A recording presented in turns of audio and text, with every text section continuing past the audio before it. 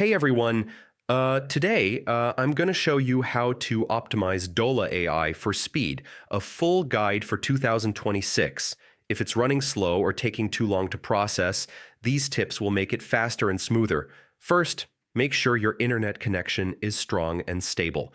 Dola AI is online based, so faster Wi Fi or a wired Ethernet connection will improve speed significantly. Next, close unused browser tabs and background programs. Too many apps running at once can slow down your PC and affect Dola AI's responsiveness. Then clear your browser cache and cookies. Old or corrupted files can reduce speed. Go to browser settings, clear cache, reload Dola AI, and try again. Browser extensions or VPNs can also slow things down.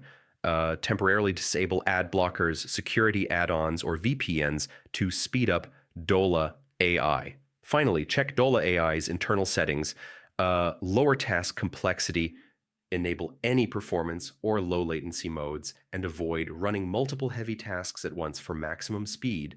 And that's it. Following these steps usually makes Dola AI faster and more responsive. If it's still slow, contact support. They can help with account-specific performance issues. Thanks for watching.